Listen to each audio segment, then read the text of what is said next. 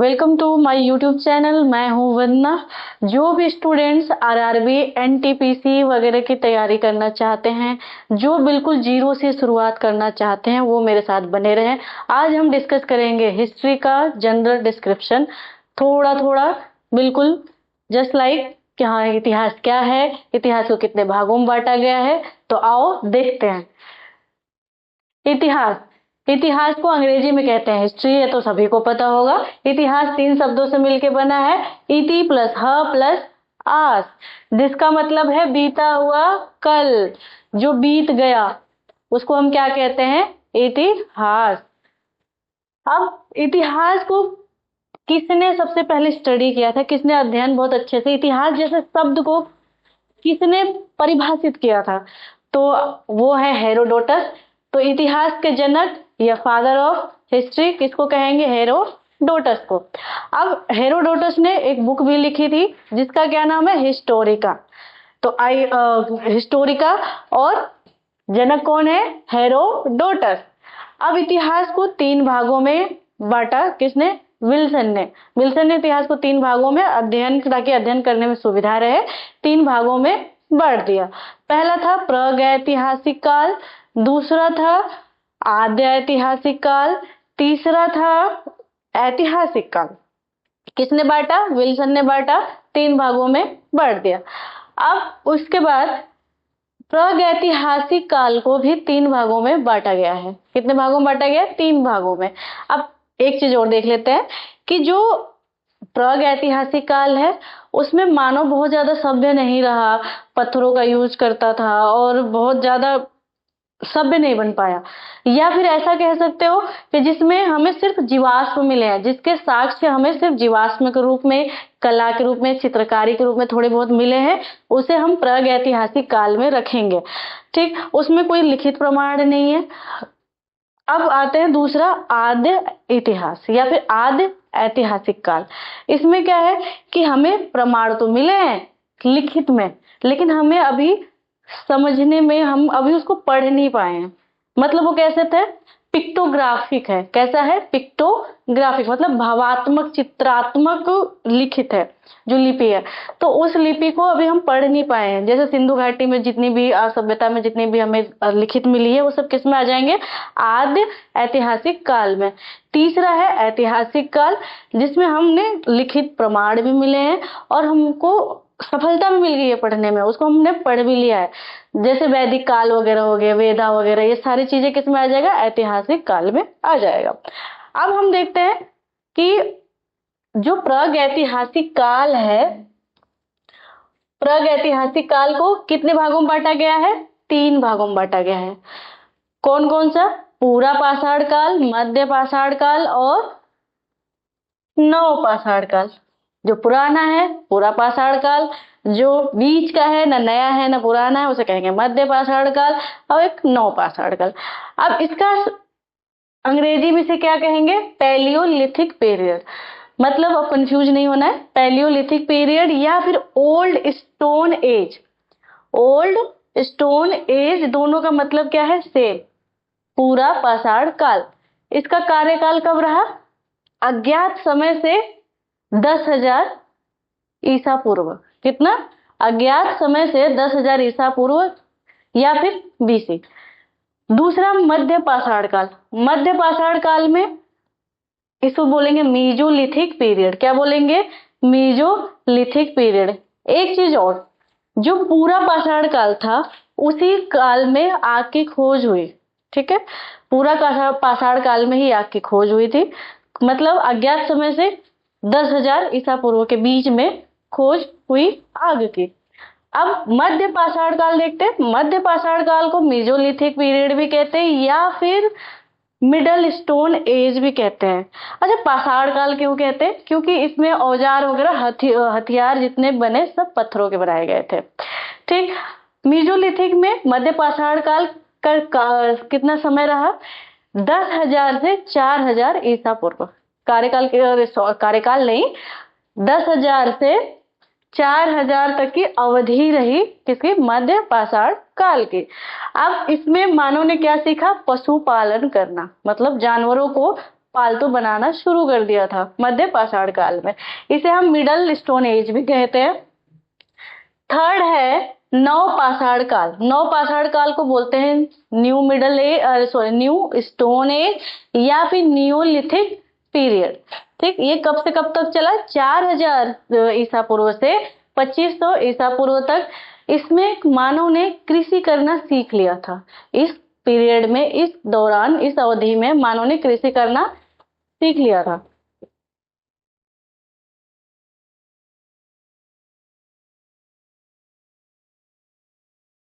आप लोग को कहीं बीसी लिखा मिल जाए तो मतलब before Christ, Christmas, sorry, Isa Masih के जन्म से पहले की घटनाएं को हम कैसे लिखते हैं? बीसी में लिखते हैं।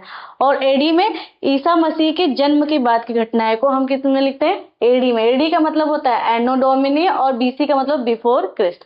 सी का मतलब होता है कॉमन एरा। अब आद्य हमने पढ़ लिया क्या? प्रागैतिहासिक काल। 3 भागों में बांट दिया गया था प्रागैतिहासिक काल को। अब पढ़ेंगे आद्य ऐतिहासिक काल। इसमें कौन आएगा?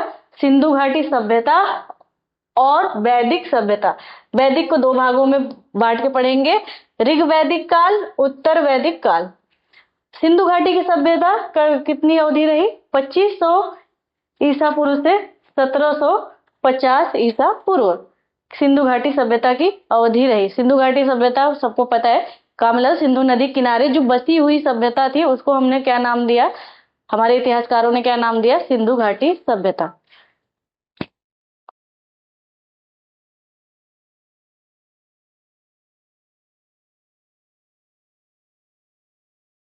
अब ऐतिहासिक काल पे आते हैं। ऐतिहासिक काल को 2 भागों में बांटा गया है। कौन कौन सा? मध्यकालीन भारत। मध्यकालीन भारत कब चला? 712 से 1707 एडी, मतलब ईस्वी तक। 712 ईस्वी से 1707 ईस्वी तक क्या मध्यकालीन समय रहा। और आधुनिक भारत 1707 ईस्वी से 1947 तक आधुनिक भारत के बारे में हम पढ़ेंगे। अब ये तो हो गया जनरल डिस्क्रिप्शन किसके? इतिहास के बारे में। अब हम देखेंगे कि मानव का विकास हुआ कैसे। सबको पता है कि मानव कैसे आया था? बंदर से आया था, एप से आए थे, लंगूर वगैरह से हमारी उत्पत्ति हुई। आपने बचपन से ही पढ़ना शुरू कर दिया होगा। ठीक, तो मानव का विकास के बारे में सबसे पहले किसने डिस्क्राइब किया, किसने बताया? चार्ल्स डार्विन ने। किसने बताया? चार्ल्स डार्विन एक इंग्लैंड के वैज्ञानिक थे जिन्होंने एक बुक लिखी, जीवों की उत्पत्ति। ठीक, यार इंग्लिश में कहोगे ओरिजिन ऑफ स्पीसीज। कब लिखी थी इन्होंने बुक? 1859 में, 1859 में ये बुक लिखी थी। जातियों का उद्भव, जातियों की उत्पत्ति या जीवों की उत्पत्ति के नाम से एक बुक लिखी किन्होंने? चार्ल्स डार्विन ने। फिर उसके बाद अगर जो एक्चुअल में मानव बना, बंदर से मानव बना, वो कहाँ बना था? अफ्रीका में। किस नाम से? रामापिथेकस के नाम से बोला गया, जो थोड़ा झुक के चलता था। सबसे पहले बंदर, सबको पता है बंदर किस तरीके से चलते हैं, धीरे धीरे झुक के, जो धीरे धीरे थोड़ा सीधा हुआ जब बंदर, जब होमोनिड आदि मानव थोड़ा सीधा हुआ, उसका नाम क्या दिया गया? रामापिथेकस। ठीक है, फिर उसके बाद धीरे धीरे झुक के फिर एकदम सीधे चला, उसका क्या नाम दे दिया गया? ऑस्ट्रेलोपिथेकस। क्या नाम दिया गया? ऑस्ट्रेलोपिथेकस।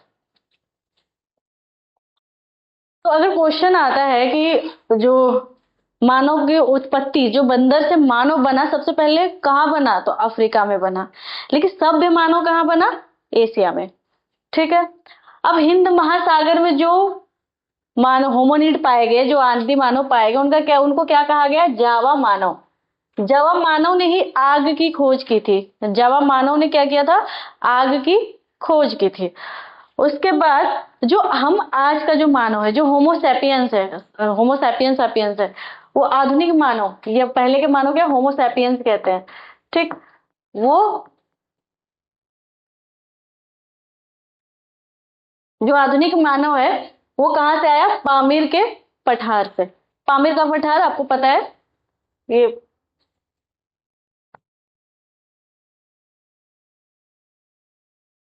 इधर तिब्बत वाले रीजन, भारत से हिमालय के पीछे इधर का नोट कहते हैं ना, यहाँ पे आधुनिक मानव का उद्भव हुआ। ठीक, हम लोग अब प्रागैतिहासिक काल को विस्तृत में पढ़ेंगे, जो एग्जाम के हिसाब से इम्पोर्टेंट है, जहां से क्वेश्चन बन सकते हैं। ठीक है, तो ध्यान देंगे आप लोग। प्रागैतिहासिक काल को किसने बांटा था? थॉमसन ने। कितने भागों में? 3 भागों में। याद रखना, विल्सन ने इतिहास को 3 भागों में बांटा था और थॉमसन ने किसको बांटा था? प्रागैतिहासिक काल को। अब प्रागैतिहासिक काल को 3 भागों में बांट दिया। फिर आता है आपका पहला पूरा पाषाण काल, दूसरा मध्य पाषाण काल, तीसरा नव पाषाण काल। तो पूरा पाषाण काल को बहुत विस्तृत तरीके से किसने अध्ययन किया? रॉबर्ट ब्रूस फ्रूट नाम के एक साइंटिस्ट थे। फ्रूट से याद रख लेना कि रॉबर्ट ब्रूस फ्रूट साइंटिस्ट थे। 1863 में पूरा पाषाण काल पे अध्ययन किया। इसमें क्या था कि जो उस टाइम का मानव था, पूरा पाषाण काल का मानव, वो शिकार बहुत अच्छे तरीके से नहीं कर पाता था, क्योंकि उसके पास बहुत शार्प हथियार नहीं थे। पत्थरों से शिकार करता था, तो शिकार करने में बहुत ज्यादा कुशल नहीं था। कच्चा मांस खाते थे वो लोग, ठीक, क्योंकि उन्हें आग का पता नहीं था। खाना बदोश जीवन जीते थे। खाना बदोश का मतलब होता है आज यहाँ कल वहां परसों वहां। जैसे बंदर वगैरह होते हैं ना, उनका फिक्स कोई जगह नहीं होता, आज इस जंगल में कल उस जंगल में, कभी उसके छत पे कभी उसके।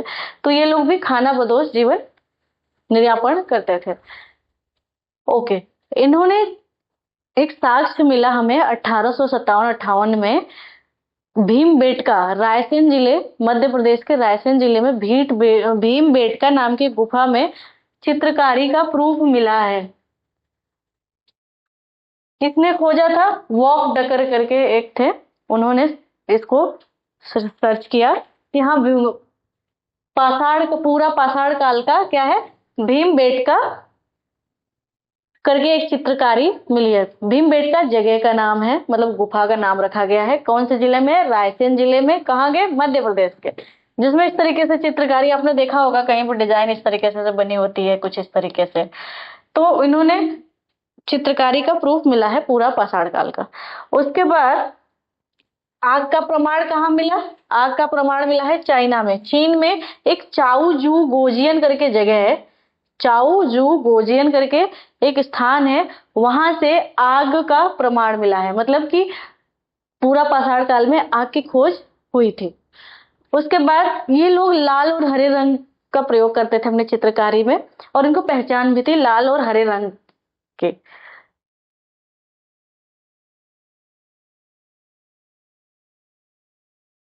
पूरा पाषाण काल हमारा हो गया। देखते हैं पूरा पाषाण काल में क्या था, किसने डिवाइड किया था? पहले प्रागैतिहासिक काल को थॉमसन ने किया। फिर पूरा सब पाषाण काल को अध्ययन बहुत अच्छे तरीके से किसने किया था? रॉबर्ट ब्रूस फ्रूट ने किया था। इसमें मानव, जो इस काल का मानव था, वो बहुत ज्यादा सभ्य नहीं था, उसे शिकार करने में ज्यादा कुशल नहीं था, कच्चा मांस खाता था, खाना बदोश जीवन जीता था।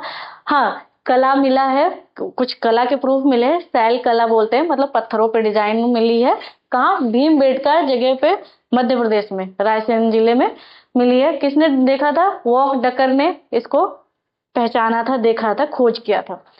अब उसके बाद आते हैं मध्य पाषाण काल। मध्य पाषाण काल में थोड़ा मानव इंटेलिजेंट हो गया था। इंटेलिजेंट का मतलब वो शिकार करना अच्छे से सीख गया था, और जो पत्थर थे उसके अच्छे से शार्प हथियार, मतलब नुकीले नुकीले हथियार बनाना शुरू कर दिया था, प्रयोग करना शुरू कर दिया था। शिकार का अच्छी तरीके से उसे ज्ञान हो गया था। पशुपालन भी सीख लिया था। क्या? पशुपालन भी उसने सीख लिया था मध्य पाषाण काल का मानव ने। प्रूफ कहाँ मिला है? साक्ष्य क्या मिला है? आदमगढ़, मध्य प्रदेश के आदमगढ़ में पशुपालन के प्रूफ मिले हैं, और बजौर राजस्थान में, बजौर राजस्थान के बजौर में भी मिले हैं प्रूफ, साक्ष्य मिले हैं पशुपालन के। अब मृदभांड। मृदभांड का मतलब होता है बर्तन, मिट्टी के बर्तन।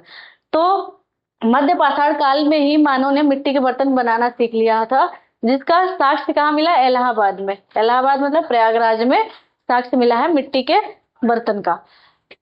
और उसके बाद उस टाइम का मानव शव को दफनाने का भी रिवाज स्टार्ट कर दिया था। जैसे शव दफनाने की प्रथा स्टार्ट हुई, कब, कहाँ कहाँ पे प्रूफ मिला हमें? साक्ष्य मिला है दमदमा, 3 कब्र मिली थी एक साथ, जिसे कि समाधि का प्रूफ मिलता है। दमदमा जगह है जहाँ पे 3 कब्र एक साथ खुदाई में मिली है, मध्य पाषाण काल समय की। तो इससे पता लगता है कि हाँ समाधि का चलन हो चुका था।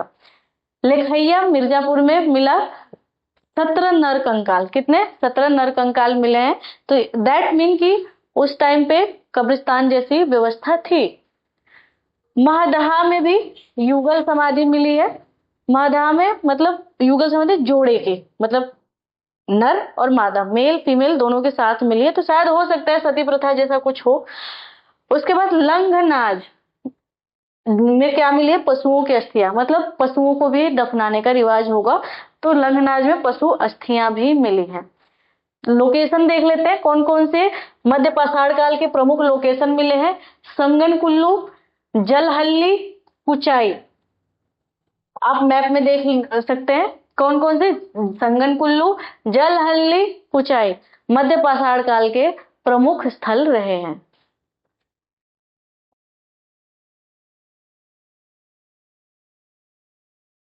अब आते हैं नव पाषाण काल।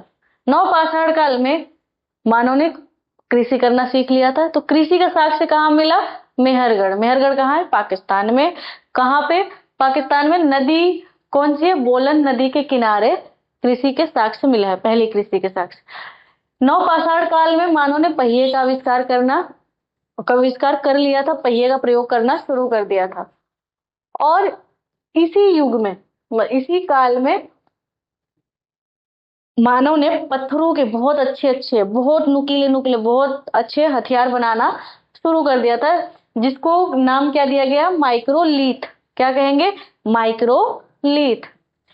उन्होंने शिल्पकारी भी सीख ली थी, मतलब बुनाई टाइप का उन्होंने बनाना शुरू कर दिया था नव पाषाण काल के मानवों ने। कुछ पूजा के साक्ष्य भी मिले हैं इस नव पाषाण काल में। आप देखते हैं नव पाषाण काल में रिवाइज करते हैं। सबसे पहले माइक्रोलिथ बनने शुरू हो गए थे, मतलब पत्थरों के छोटे छोटे बहुत अच्छे हथियार बनने शुरू हो गए थे। उसके साथ क्या है? उन्होंने शिल्पकारी भी सीख लिया था और खेती करना भी सीख लिया। खेती का प्रूफ सबसे पहला कहाँ मिला है? मेहरगढ़, बोलन नदी के किनारे है, जो कि कहाँ स्थित है? पाकिस्तान में।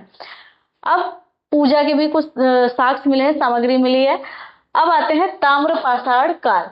अब देखो ये तो बांट दिया, उसके बाद ताम्र पाषाण काल है, नाम से पता लग रहा है ताम्र मतलब वह युग जिसमें मानवों ने पहला धातु यूज किया, पहला पत्थर के अलावा कुछ अलग चीज यूज की, इसलिए इसका नाम क्या रख दिया? ताम्र पाषाण काल। मतलब पत्थर तो था ही था, उसके साथ ताम्र भी और जुड़ गया। तो पहली धातु जो मानव ने यूज किया कौन था? ताम्र था। ताम्र मतलब तांबा। ठीक। अब ताम्र पाषाण काल के प्रमुख सभ्यताएं कौन कौन सी हैं? जो बनास सभ्यता, बनास नदी के किनारे जो राजस्थान में है, वहां पे कौन सी सभ्यता बची? बनास सभ्यता। ये कौन से टाइम की है? ताम्र पाषाण काल की सभ्यता है। जोरवे सभ्यता, जोरवे सभ्यता कहाँ पे? महाराष्ट्र में इनाम गांव और सोने गांव से प्रूफ मिले हैं। तो उसके बाद है मालवा सभ्यता। मालवा सभ्यता मध्य प्रदेश में मिला, और कहाँ पे? नवादा टोली कोई स्थान है, वहां से मालवा सभ्यता के प्रूफ मिले हैं, साक्ष्य मिले हैं। कायथा सभ्यता, ये भी मध्य प्रदेश में मिले हैं, कायथा सभ्यता। तो ये कौन से? ताम्र पाषाण काल की सभ्यताएं हैं, मतलब इन्होंने जो तांबा वगैरह को प्रयोग किया। ये सभ्यता ध्यान देना है आप लोगों को, जो एग्जाम के लिए बहुत ही इंपॉर्टेंट है।